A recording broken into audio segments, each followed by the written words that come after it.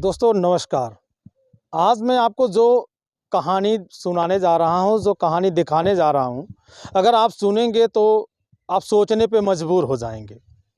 हम बात करते हैं आज की। यह कहानी सिर्फ एक घटना नहीं बल्कि एक ऐसी सच्चाई है जो कानून और जिम्मेदारी और इंसानियत तीनों पर सवाल खड़ा करती है। ये घटना है तमिलनाडु की। लॉकडाउन का समय था और साल 2020 में सारा देश लॉकडाउन में था। सड़कों पर सन्नाटा पसरा हुआ था, दुकानें बंद थी और हर किसी को नियमों का पालन करना भी बेहद ज़रूरी था। इसी दौरान तमिलनाडु के एक छोटे से शहर में एक दुकान खुली मिली और पुलिस मौके पर वहां पहुंच जाती है। दुकान मालिक और उसके बेटे से पूछताछ करना शुरू कर देती है। पूछताछ के दौरान दोनों को गिरफ्तार करके हिरासत में लेकर के थाने ले जाती है। उसके बाद थाने के अंदर क्या हुआ, वहां पहुंचने के बाद फिर क्या होता है, दोनों को पुलिस स्टेशन जब लाया गया तो जो आगे हुआ वह इस कहानी का सबसे दर्दनाक मोड़ है। आरोप है कि हिरासत के दौरान उनके साथ पुलिस के द्वारा इतनी तगड़ी मारपीट की गई और घंटों तक पूछताछ चली और इस दरमियान उन दोनों पिता पुत्र की हालत बिगड़ने शुरू हो गई, यानी उनकी हालत बिगड़ती चली गई और कुछ समय बाद दोनों की हालत गंभीर हो गई और फिर ऐसी खबर आती है कि सारा तमिलनाडु शोक की लहर में डूब जाता है। फिर खबर आई पिता और बेटे दोनों की मौत हो चुकी है।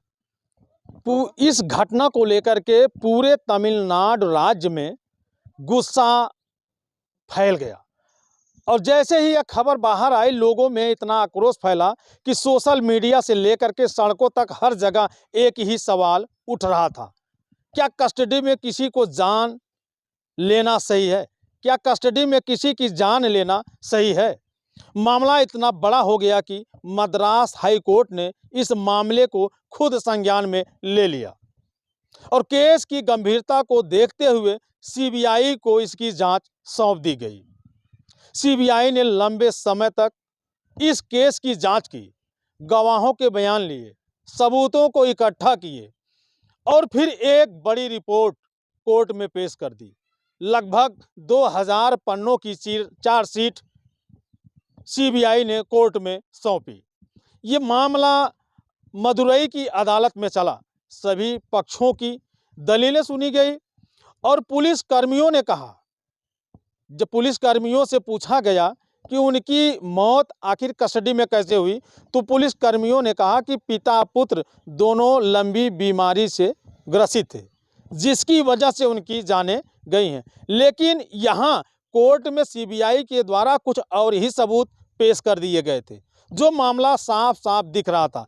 कोर्ट ने साफ कहा, हिरासत में व्यक्ति की सुरक्षा की जिम्मेदारी पुलिस की होती है और कस्टडी में अगर मौत होती है तो जवाबदेही तय होगी। यानी कस्टडी में किस तरह से बाप बेटे की मौत हुई, इसका जवाब आपको देना होगा। आखिरकार 9 पुलिस कर्मियों को कोर्ट के द्वारा दोषी ठहरा दिया गया। कोर्ट ने इस मामले को गंभीर प्रकृति का मानते हुए कड़ी से कड़ी सजा सुना डाली। साथ ही पीड़ित परिवार को आर्थिक मदद देने का भी आदेश दे दिया और कोर्ट ने उन्हें फांसी की सजा मुकर्रर की है। यानी जिस तरह से और उसकी चार्जशीट फाइल हुई और तमाम गवाह पेश हुए, सबूत पेश हुए, जिसके आधार पर कोर्ट ने सख्त रुख अख्तियार करते हुए उन्हें ये सजा सुनाई। यानी अगर देखा जाए तो अगर ये अपील भी करते हैं तो इनकी सजा फांसी से टल करके कम से कम 20 साल तक तो होगी ही।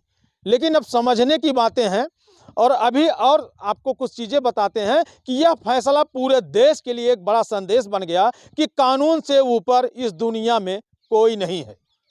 एक पुलिस अधिकारी ने इस फैसले के बाद एक पुलिस वरिष्ठ पुलिस अधिकारी ने सोशल मीडिया पे एक पोस्ट किया। वर्दी सम्मान की बात है, लेकिन इसका गलत इस्तेमाल नहीं होना चाहिए। छोटी गलती करने वालों के साथ कठोर व्यवहार हमें अपराधी बना सकता है। यानी छोटी छोटी गलतियों के लिए इतना बड़ा दंड देना नहीं चाहिए। और उन्होंने सभी पुलिसकर्मियों से अपील भी की है कि धैर्य रखें, इंसानियत न भूलें और कानून के दायरे में रह करके काम करें। ये सोचने वाली बात है। जो पुलिस अधिकारी डीएसपी महोदय संतोष पटेल डीएसपी महोदय जो इस पोस्ट को लिख रहे हैं, कितनी सूझबूझ के साथ लिखे होंगे और कितने ही उनके विचार अच्छे होंगे जो ऐसी पोस्ट को उन्होंने किया। और इस घटना ने 2 परिवारों की जिंदगी बर्बाद कर दी। एक तो वो परिवार जो पिता पुत्र दोनों कस्टोरियल जिनकी डेथ हुई, उनके परिवार का बुरा हाल, वो किसके सहारे रहेंगे।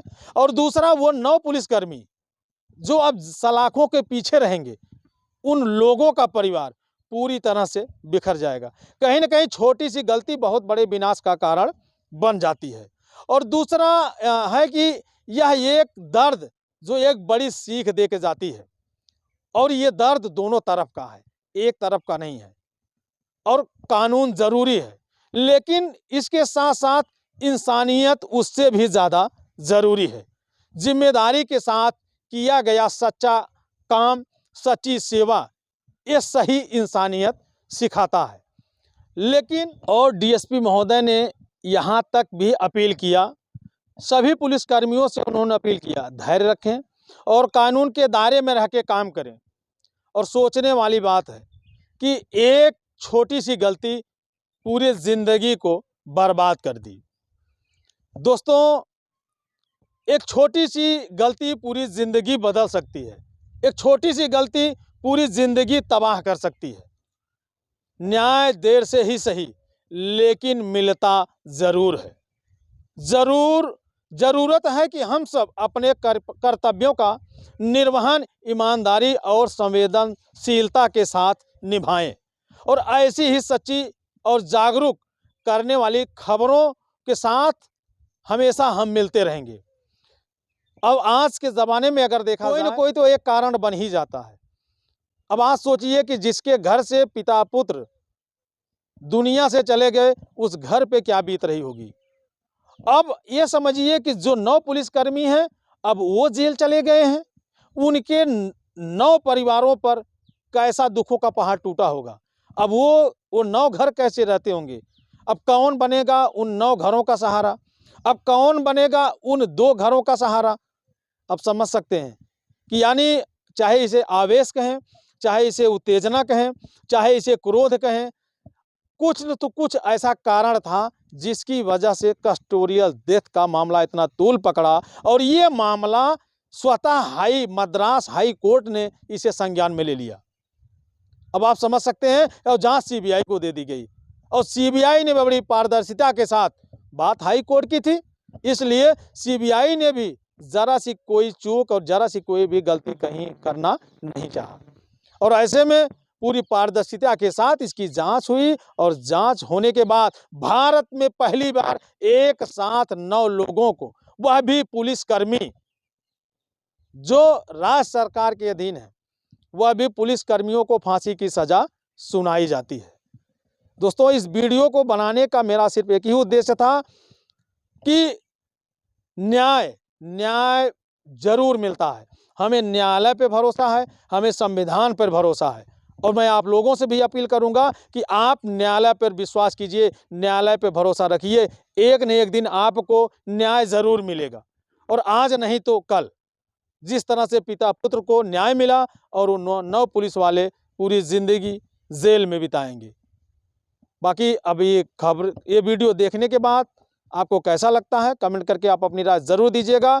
और ये वीडियो सिर्फ घटना उद्देश्य से बनाई गई है, बाकी इस चैनल से इस खबर का कोई लेना देना नहीं है।